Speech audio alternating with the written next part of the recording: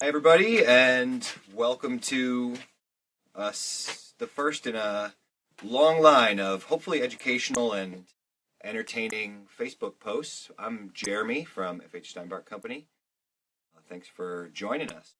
So today we're going to talk about hop rhizomes and growing your own hop plants, which is something that our area is certainly buzzing with nowadays. Our hop rhizomes are in stock and available at the store for $3.95 per rhizome, and that's one rhizome is going to grow one gigantic, beautiful hop plant in just a year or two. Availability is quite limited, so in order to ensure you get what you're looking for, I would recommend giving us a call, having us hold them for you.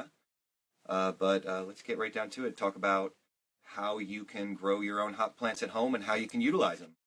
So what we're offering here at the store is a hop rhizome, which is a cutting of the root. So you'll see our kind of dirty stick here that our friends at Crosby Hop Farm over in Woodburn, Oregon, harvested these for us.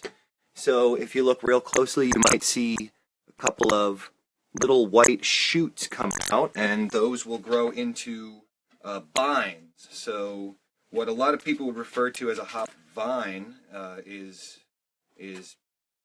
called a bine technically. But what you'll do is you'll get one of these, and it's the perfect time right now in Portland to plant them. We have seen the last of any frosts that we might see here. Starting to get some sun, and it's warming up, you may have noticed. And I know personally my hop plant at home is just really exploding with tons of bines popping out of the half-barrel planter that I keep it in. And I'll be tying it up to a string to have it climb up my awning here in a couple of days, actually. So it's a great time to get your hop plants started. What you'll get is this little root cutting, which is genetically, it's going to turn into an exact genetic duplicate of the plant that it was cut from over at Crosby at home, just by taking this little root and plant it in the ground horizontally. About a foot and a half down is plenty deep. And you just want to make sure that they get plenty of water, but stay well drained and don't get waterlogged. You don't want the root to rot and mold inside the dirt there. Eventually, in a couple of weeks, maybe 6 to 8 weeks tops, you'll see quite a few hop shoots, tiny, cute little asparagus-looking vines popping out of the ground, and they'll start to climb towards the light quite quickly.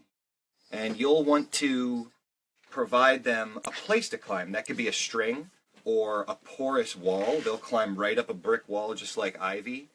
And you'll want to make sure they get plenty of light, because they're going to consume tons of nitrogen. They're going to suck up lots of water, and they'll grow quite a long vine in just the first year that you start them. So this year, your hop plant's going to climb up the vine quite fast. You might see it grow feet in a week, literally 1, 2, or 3 feet in just a week. And you'll want to feed them plenty of food, because they're going to pack on a lot of mass.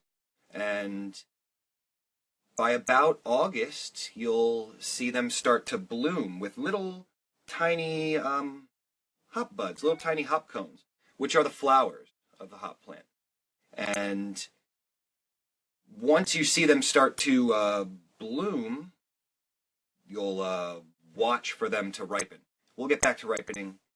You'll see quite a few shoots pop out of your hop rhizome. Man, when I looked at mine earlier this week, there must have been 100. And my hop plant is about 5 years old.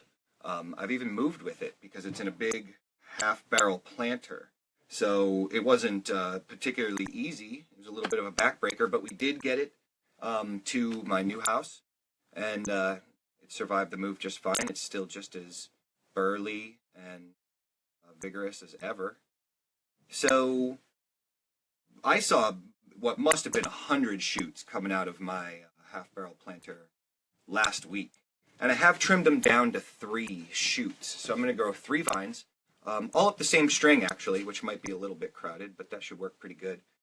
If you're to let every shoot grow from the ground and just go buck wild, the root ball isn't going to be able to direct as much energy per vine as they would on a commercial level. And I think that the commercial growers trim each plant down to 2 or 3 vines per plant and grow them up what we call a hop trellis, which is essentially a large wooden pole in the ground. It goes about 20, 30 feet up into the air.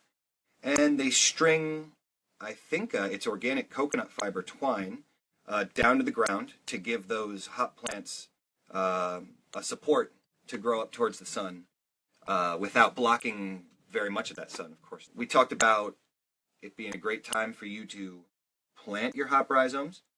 We talked about keeping them wet but not waterlogged and giving them lots of sun and room to grow.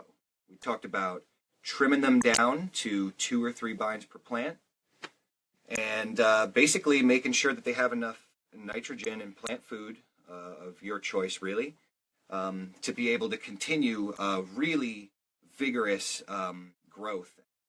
And they're really going to pack on a lot of leafy mass in a short amount. I think most of you watching know where to find me.